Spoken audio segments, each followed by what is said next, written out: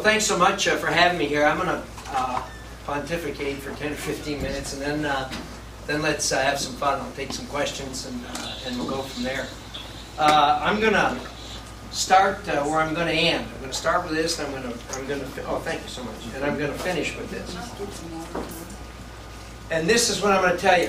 Idaho is not the problem. Now we know we got a problem, but Idaho is not the problem. Now, I got proof of that. How many here are members of the John Birch Society? So you read the John Birch publications, I assume. They publish what's called the Freedom Index. Anybody ever seen that? They rate every one of us in Congress.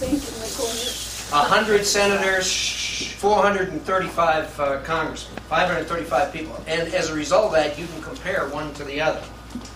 And so what do they rate us on? They rate us on votes that we make regarding limited government, fiscal responsibility, national sovereignty, and a traditional foreign policy of avoiding foreign entanglements where possible. That's what they rate us on. So, how'd I rank? You probably want to know. The scores for Congress in the House, the average is 47%. In the Senate, it's 43%. 3 members of Congress received 100%.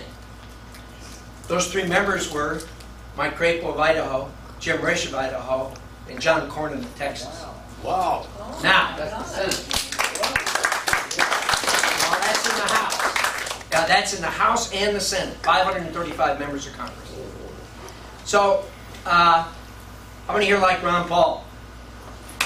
Yeah. He didn't get 100. I got 100. How many like his son Rand? He's a good friend of mine. I do too. He didn't get 100. I got 100. How many like Michelle Bachmann? She didn't get 100. I got 100. Anybody like Jim DeMint? I like Jim. He's a good friend of mine. He didn't get 100. I did. Mike Lee. Like Mike Lee. Great guy. He's a Tea Partier. He didn't get 100. I did. Idaho is not the problem. All right. I'm going to talk about the problem for a minute and tell you where we are.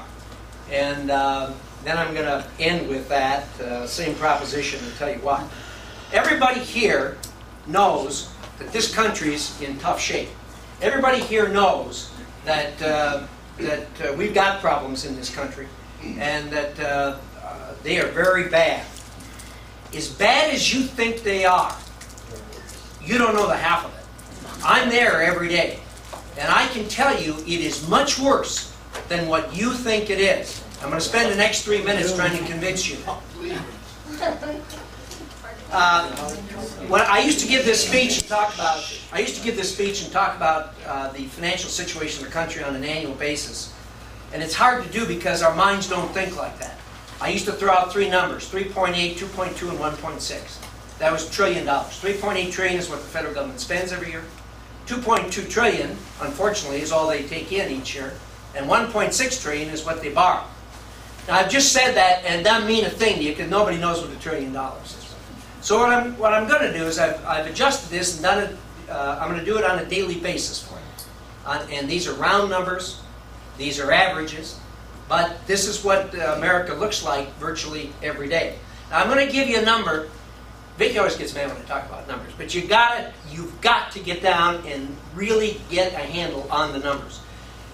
When I was governor of this great state, the annual budget for the state of Idaho was $3.5 billion. $3.5 billion for 1 year for the state of Idaho. Today it's down to about $2.5 billion because of obviously because of the recession. So that puts it in context. $3.5 billion for a year to run Idaho. So what do those trillions relate to on a daily basis? Every night, the government writes checks for about $11 billion. Every night. Every 365 days a year. And they have to pay daily because it's so big they can't pay it monthly, they can't pay it weekly. So they write checks, that's figuratively because most of the money's transferred electronically. But they write checks for $11 billion every night. Now, unfortunately, they only take in $6.5 billion that day. They're writing checks for $11.5 billion that night, but they're only taking in $6.5 billion during the day. So what do they have to do? They've got to borrow $4.5 billion every day 365 days of the year. That's $1 billion more than the entire budget for the state of Idaho when I was governor, the annual budget for the state of Idaho. Now, how does this work? You know, I was back there. My thinking has really changed. I think I was like a lot of Americans. Before I went back to Congress, I spent almost 3 decades in our state senate and did the other things that were enumerated. And I think I was like every other American. I thought, you know, we are an exceptional people. We're an exceptional country. The good Lord's taken care of us for 236 years. This is America. Nothing can possibly ever go wrong here. You know what? I don't believe that anymore. And I'm going to tell you why here in just a second. After I'd been there about a year, I thought, yeah, you know, I've listened to these numbers, I watch this, I go down to the floor and I vote, I go to committee meetings and what have you, but it's all very sterile. How does this work? And so I had my chief of staff, John Sandy, who's here with me, and we talked about this, and I thought, well, you know, they pay checks for $11 million, but they're the government. If they write a check, people are going to honor the check, you know, that's fine. And besides, they got the printing press. If that doesn't work, they can always print money. Well, they aren't printing money, they're borrowing money. That's what I found out. So I said, I want to see them do this. And I said, where do they do this? And they said, well, it is the Bureau of Public Debt. And it's on 9th and 8th Street in Washington, D.C. It's a tall brick building, kind of nondescript looking. It's about 6 blocks from where I live. So I said, I want to go over there and see them do this. And they said, sure, you know, you can do that. Come on down. Now, you can't go in there, and the media can't go in there. And that's really unfortunate, because the public should be able to get in there, and the media should be able to get in there so you can see what's going on every day. So I went in. We went into a conference room. It was about this size. They came out, jolly people. They were happy to see me. They said, we don't give any senators coming over here to see what we're doing. I said, well, I want to see what you're doing. Not a problem. I said, what do you do here? I said, what do you mean, Senator? What do we do? We borrow money. They told you that. We borrow money. We're the Bureau of Public Debt. We borrow money. And I said, well, how does this work? And he said, well, what do you mean, how does it work? And I said, he took me through the numbers that they need. And he says, you know, the government has a checkbook, just like everybody else. And it's got a balance at the end of the day. And they write checks for $11 billion, but they don't have it, so they call us. And in the morning, and they say, this is how much we need. And we go out and borrow. And I said, you can't. No, that's what we do every day. So, we talked for a few more minutes, and they got into the weeds a little bit. And, some of it I understood, and some of it I didn't. But I said, let's go watch it. They said, well, we've got a 30-minute auction coming up here. I said, by the way, how often do you do this? He said, well, Senator, we used to do this once a month. Then we went to once a week. Then we went to daily. Now we do it 3 times a day, up to 3 times a day, sometimes a couple times a day. But they do it multiple times every single day. They said, we got a 30-minute auction. Come on down, watch it. So we went over to the room. The room was about twice this size. 2 tables down there, 4 computers on each side, 8 people sitting there. TV screens all the way up around the room. CNBC on one big screen at each end of the room. And so they opened the auction, and I said, how much you borrow? And they said, well, this auction we're going to borrow $37 billion. And I thought, $37 billion? That's not much, but they're going to do it in 30 minutes. So they start the auction, nobody's bidding. And he said, I don't worry about that. He says, there really isn't much bidding until the last 10 minutes, because if war breaks out somewhere or what have you, it greatly affects the interest rates. And so sure enough, about 7 minutes out, a loudspeaker came on and said, we have cover. Didn't know what that meant. And they finished up, and they had all kinds of bids to give the United States government $37 billion. So we went back in the conference room. They said, you got questions, Senator? I said, I got lots of questions. I said, first of all, what do you mean we got cover? And they said, well, that means we asked for $37 billion, and 7 minutes out, we had enough to cover this. We got $37 billion.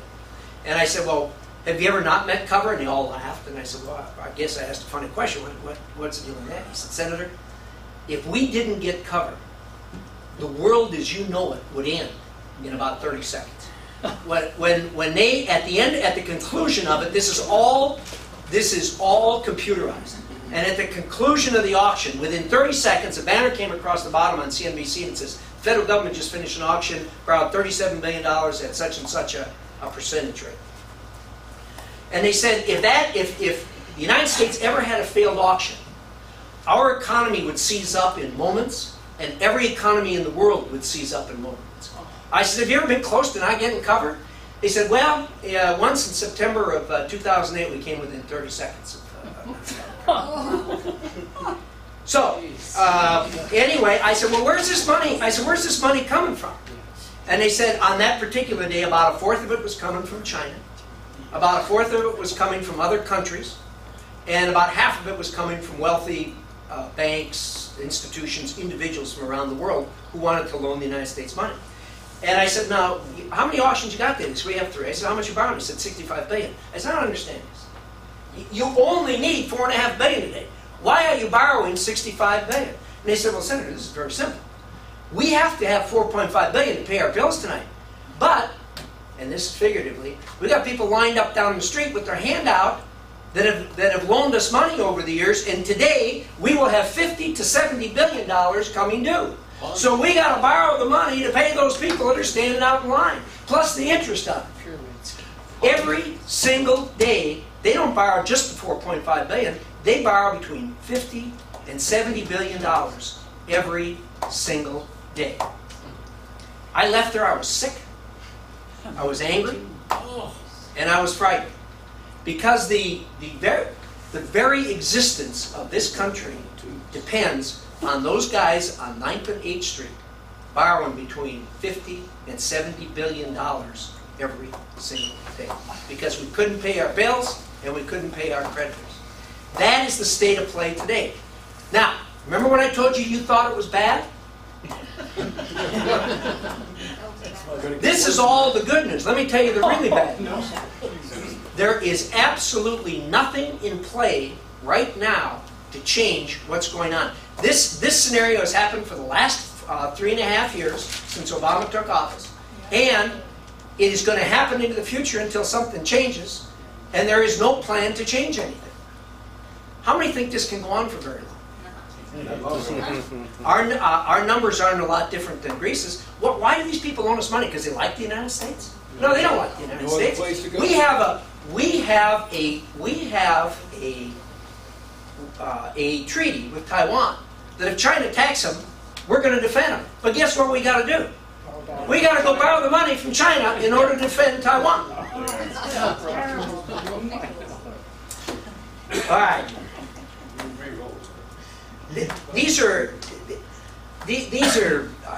that's the state of play today. And you can argue about how we got here. You can argue about who's at fault. You can argue about all those things. But these are the facts. This is the factual situation of where America is today.